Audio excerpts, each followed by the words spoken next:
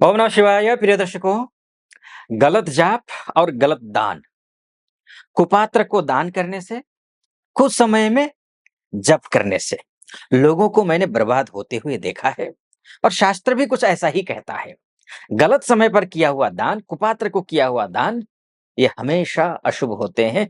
कब करना चाहिए, कैसे करना चाहिए, किन स्थितियों में करना चाहिए, इन सभी विषयों पर इस वीडियो में हम चर्चा करेंगे। सबसे पहले ये समझ लीजिए कि दान और जप का महत्व ऋग्वेद में क्या कहा गया है। ऋग्वेद में कहा गया श्रद्धया देयम अश्रद्धया अदेयम। इसका अर्थ होता है दान सदैव श्रद्धा से देना चाहिए। बिना श्रद्धा के दान निष्फल हो जाता है। उसी तरीके से यजुर्वेद में भी कहा गया है, यज्ञेन दानेन तपसा अनाशकेन। अर्थात यहाँ स्पष्ट रूप से ये कहा गया है कि जप, दान और तप, ये तीनों जो है धर्म की जड़ हैं।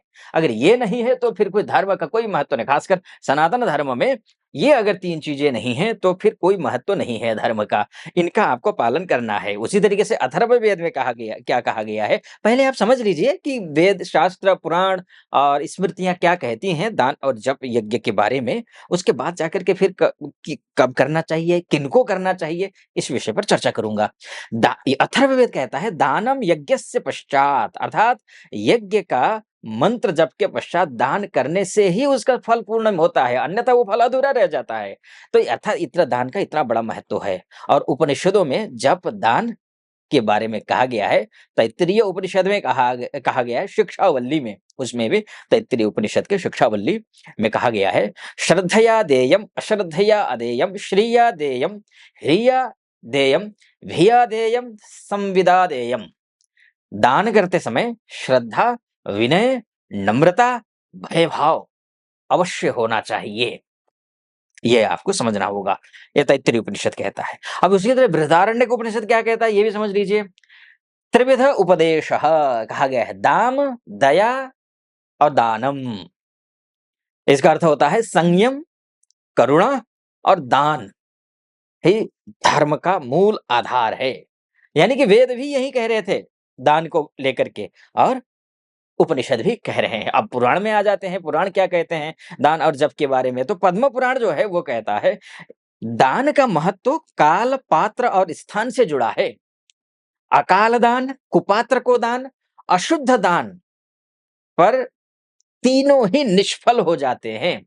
गलत तरीके से कमाए हुए पैसे का अगर आप दान कर रहे हैं और सीना चौड़ा कर रहे हैं और सोच रहे हैं आप कि पुण्य की प्राप्ति कर रहे हैं, तो आप गलत हैं, नहीं कर रहे हैं। उसी प्रकार से नारद पुराण भी कह रहा है कुछ। वो क्या कह रहा है, मंत्र जप के 3 प्रकार बताए हैं इसमें। वाचिक जप, जो ऊंचे स्वर में, ऊंचे मतलब चिल्लाकर नहीं, ऊंचे स्वर में, मतलब दूसरे को सुनाई दे, ऐसा जप वाचिक। उपांशु, इसको लेकर के और ध्यान रखिएगा। इससे पहले मैंने जो वीडियो बनाया है जप के विधान को लेकर के, 99% लोगों को जप करना ही नहीं आता है। ये उसका शीर्षक होगा, वो उसका थंबनेल होगा, वहां आप देख सकते हैं। ये उपांशु जप, मानस जप के बारे में पूरी तरीके से मैंने विस्तार से इसका वर्णन किया है। तो उपांशु जप संक्षिप्त में बोल देता हूँ। उपांशु जो जप होता है वो होठ हिले पर ध्वनि न निकले, ऐसा जप होता है उपांशु जप। मानस जप जो होता है मन ही मन किया हुआ होता है, वही सर्वश्रेष्ठ है। मानस जप जो है मन ही मन में, दूसरे को पता भी ना चले, होठ भी नहीं हिल रहे, जीवा भी नहीं हिल रही है, और आप जप कर रहे हैं, तो वो सर्वश्रेष्ठ जप माना गया है। अब बात करते हैं स्मृतियों की, बात कर लेते हैं। तो मनुस्मृति के चौथे अध्याय के 226वां श्लोक है एक, श्राद्धे दाने जपे होमे दाने दाने च साधवः। जप, होम और दान, इनसे पुण्य प्राप्त होता है, परंतु श्रद्धा के बिना ये निष्फल हो जाते हैं। तो एक बात आप समझ रहे होंगे कि आप वेद की बात करें, पुराण की बात करें, उपनिषद की बात करें या फिर स्मृतियों की बात करें हम, तो एक बात तो यहाँ पर स्पष्ट शास्त्र कहता है कि अगर आप श्रद्धा बिना, बस दिखावे के लिए अगर आप दान कर रहे हैं, बस आप वैसे ऐसे ही बस रील्स के लिए दान कर रहे हैं, तो वो दान दान नहीं है, और वो कुछ और ही है। अब याज्ञवल्क्य की स्मृति को भी देख लीजिए आप। अकाल दानम न दातव्यम, न च अयोग्य जपे स्थिति। अनुचित समय और अनुचित व्यक्ति को दान करना अथवा अशुद्ध अवस्था में बैठ करके जप करना, ये ये दोनों ही दोषकारी हैं। ये दोनों ही ठीक नहीं है। और शास्त्रीय श्लोक प्रमाण है ये। अब भागवत पुराण जो है उसका आप जो है ना एक उदाहरण ले लीजिए। उसमें कहा गया दानम तपो जपो होमो यज्ञः स्वाध्याय एव च एतान्नेव हि साधूनां साधनानि द्विजोत्तमा। ये भागवत पुराण कह रहा है। दान, जप, तप, होम, यज्ञ और स्वाध्याय ये ही साधु जनों के साधन हैं। अब महाभारत में देख लीजिए, अनुशासन पर्व में लिखा हुआ है, दानम यज्ञम तपः शौचम जपो धर्मः सनातनः।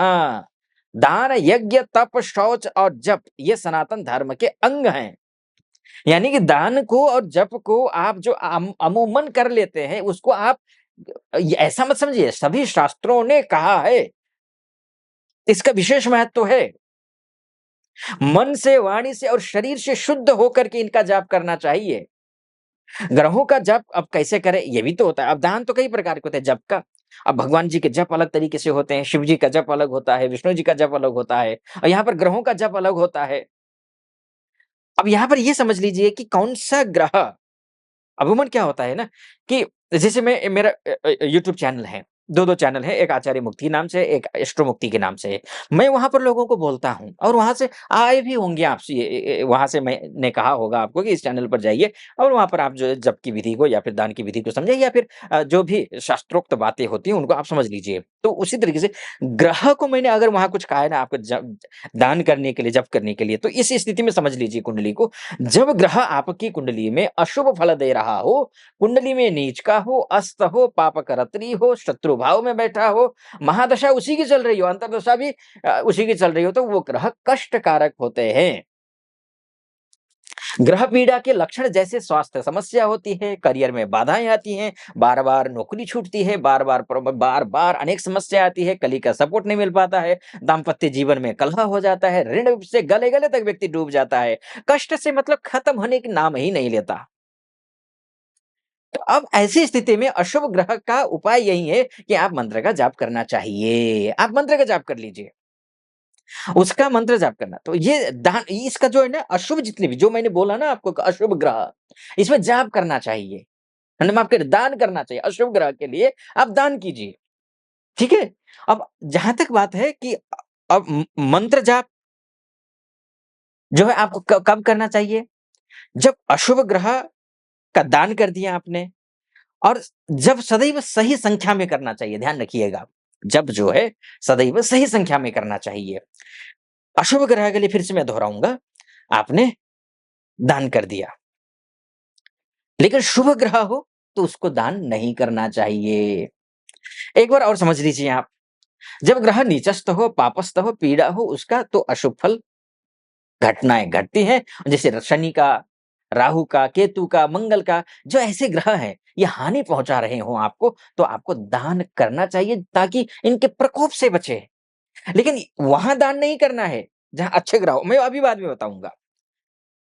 दान का समय क्या है? ग्रह की वार, जैसे शनिवार को शनि का दान करना चाहिए, ग्रह की दशा, जन्मदिन, संक्रांति या ग्रहण के समय में कभी भी समय अनुसार देख करके जब-जब किसी अच्छे ज्योतिषियों ने आपको बताया गया हो जिन समय पर दान करने के लिए तभी करना चाहिए।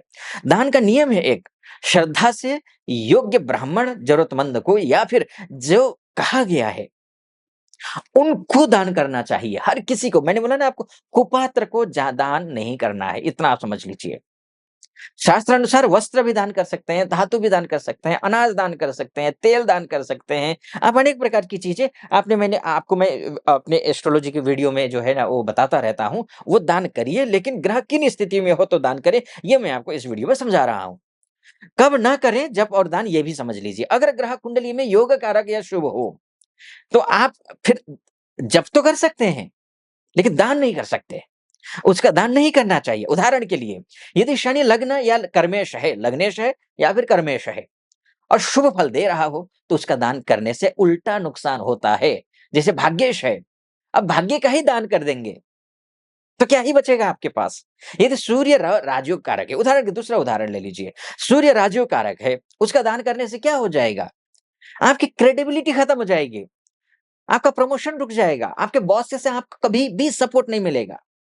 सत्ता से, पद से आप च्युत हो जाएँगे, आप बर्खास्त हो जाएँगे। वो सत्ता नहीं प्राप्त कर पाएँगे, वो जो टारगेट आपने रखा हुआ है, टारगेट नहीं प्राप्त कर पाएँगे। जब भी सावधानी से करनी चाहिए, ये भी आप समझ लीजिए।